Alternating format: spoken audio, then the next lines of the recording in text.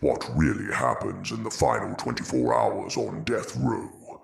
It's a question that brings up a lot of emotions and images, often shaped by movies and TV shows. But the reality is a meticulously planned, highly structured process.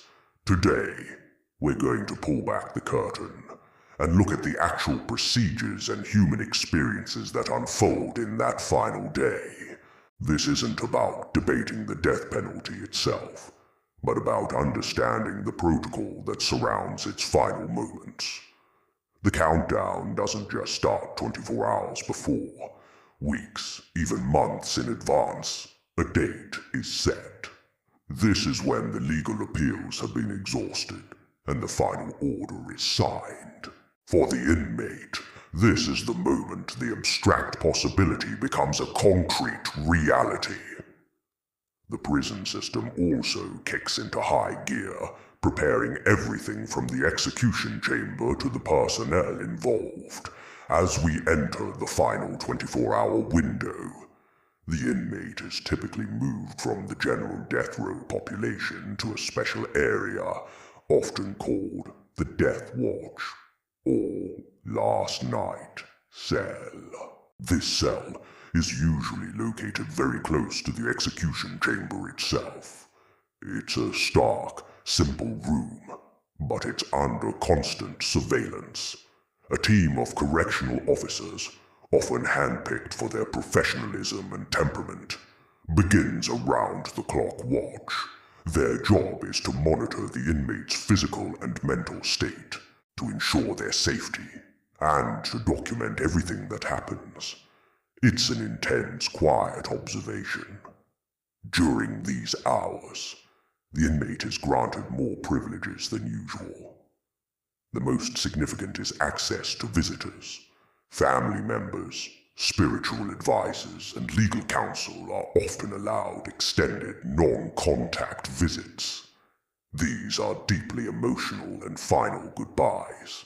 Imagine trying to cram a lifetime of love, regret, and farewells into a few short hours, separated by a pane of glass. For many families, this is their last chance to see their loved one, to speak their piece, and to just be present. The atmosphere is heavy with a unique kind of grief, a finality that few of us can truly comprehend. Then there's the matter of the last meal. This is probably the most famous, and perhaps most mythologized aspect of the final day. The tradition dates back centuries, but the modern version is more regulated. In most jurisdictions, the inmate can request a special meal. There are usually rules, like a budget limit, and the food must be sourced locally. Sometimes requests are simple, a favorite comfort food from childhood. Other times they can be more elaborate.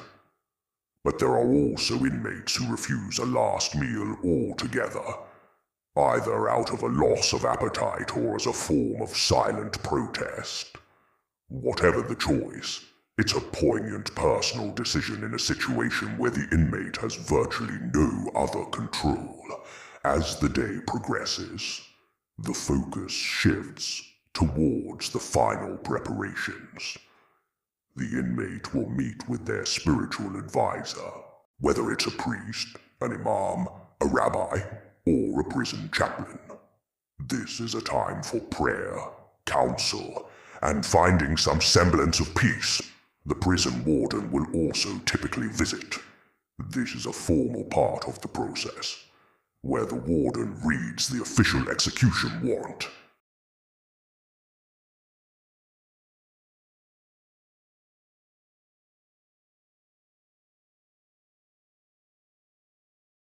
This can be written down or delivered verbally in the execution chamber. Some use it to profess their innocence, others to express remorse.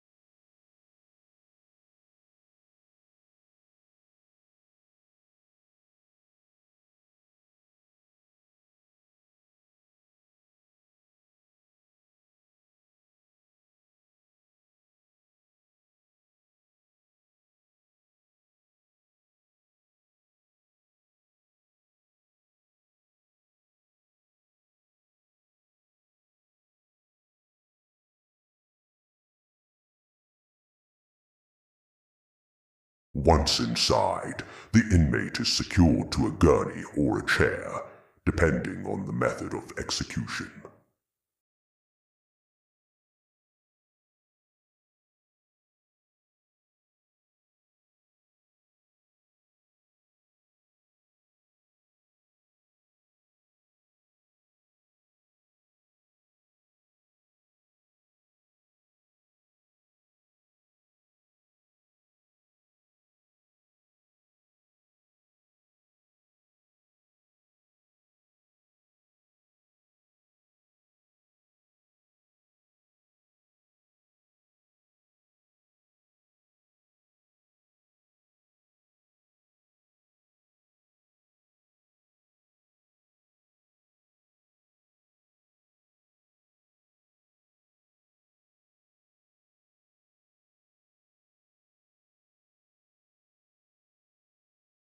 The body is then prepared and released to the family or, if unclaimed, handled by the state.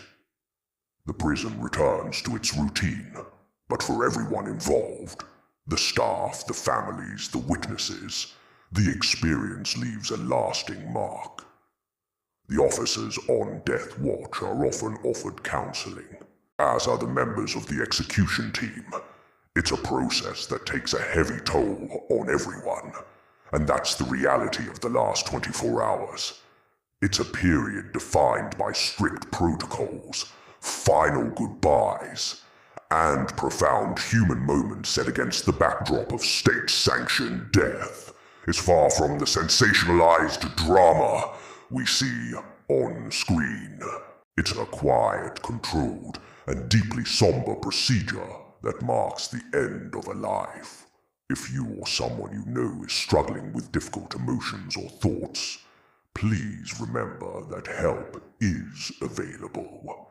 You can reach out to a crisis hotline or a mental health professional. Your life has value, and you don't have to go through things alone.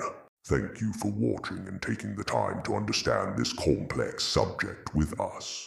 Stay curious, and we'll see you in the next video.